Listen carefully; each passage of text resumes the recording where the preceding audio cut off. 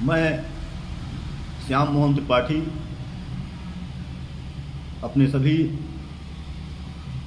YouTube के follower, अपने viewer, अपने सब्सक्राइबरों को बहुत बहुत धन्यवाद देता हूं जिन्होंने मुझे देखा है। और आज मैं एक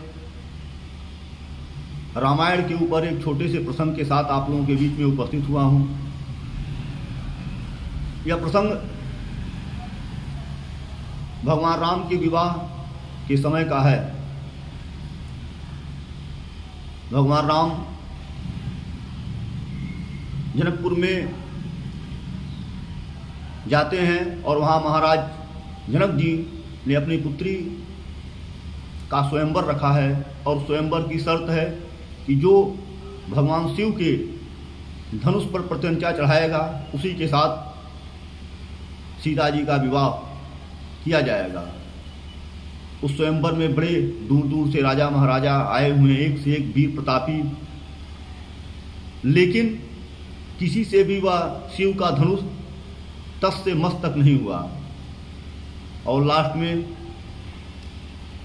गुरु विश्वामित्र की आज्ञा पा करके भगवान राम जाते हैं और प्रणाम करके और उस शिव के धनुष को उठा लेते हैं और प्रत्यंचा चढ़ाते समय वह धनुष टूटकर दो खंड हो जाता है।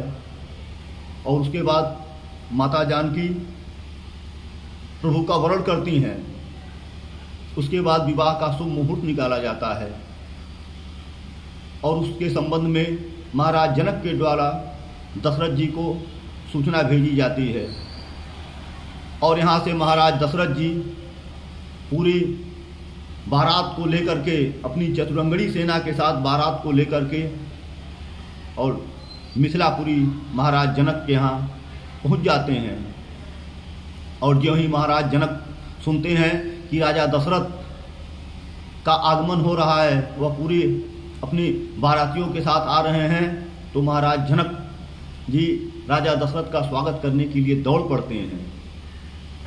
और जो ही जनक जी राजा दशरथ को देखते हैं, वह दौड़ करके राजा दशरथ की तरफ बढ़ते हैं, लेकिन तब तक महाराज दशरथ आगे बढ़ करके और महाराज जनक के पैर को छूकर प्रणाम करते हैं।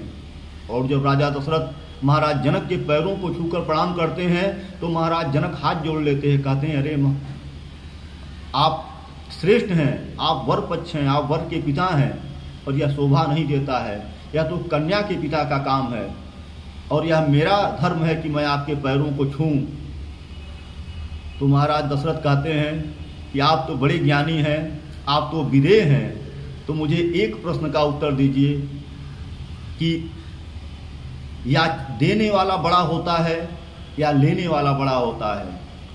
तो राजा जनक जी कहते हैं कि नहीं, देने वाला सदैव बड़ा होता है। तो महाराज जनक कहते हैं, दशरथ जी कहते हैं, तो फिर मैं कैसे श्रेष्ठ हुआ? मैं तो आपके दरवाजे पर याचक बन करके आया हूँ, मैं तो दान लेने के लिए आया हूँ और आप दान देने वाले हैं। मैं तो आपकी कन्या का दान लेने आया हूँ, तो मैं कैसे बड़ा हो सकता हूँ? और जब महाराज जनक दशरथ जी के ऐसे वचनों को सुनते हैं तो महाराज जनक की नेत्रों से अश्रु की धार बह उठती है और वह कहते हैं कि धन्य है जानकी, जिन्हें ऐसे ससुर मिले, जिन्हें ऐसा परिवार मिला, जिन्हें ऐसे रघुकुल का घराना मिला। तो मित्रों, हर हाल में कन्या का पिता श्रेष्ठ होता है, क्योंकि वह अपनी कन्या को पढ़ा लिखा करके, पाल पोस करके, बड़ा करके और सहर्ष दे देता है। और धन्य होती है वह कन्या कि जो अपने पूरे परिवार को, अपने पूरे मित्र को, अपने पूरे गांव समाज को छोड़ करके एक अनजानी जगह पर जा करके और वहां पर एक अनजाने परिवार के साथ अपना रिश्ता जोड़ती है। तो हमें यह रामायण का यह प्रसंग यह शिक्षा देता है कि हमें कन्या को लक्ष्मी रूप में स्वीकार करना चाहिए और हमें कन्या के पिता का आभारी होना चाहिए कि उस पिता ने अपनी पुत्री के लिए हमारे पुत्र का वरण किया। अगर आप लोगों को हमारा यह वीडियो अच्छा लगा हो तो इसे अधिक से अधिक लाइक करें, शेयर करें और हमारे चैनल को सब्सक्राइब करें। पुनः एक बार मेरे YouTube के सभी मित्रों को मेरे तरफ से सादर प्रणाम।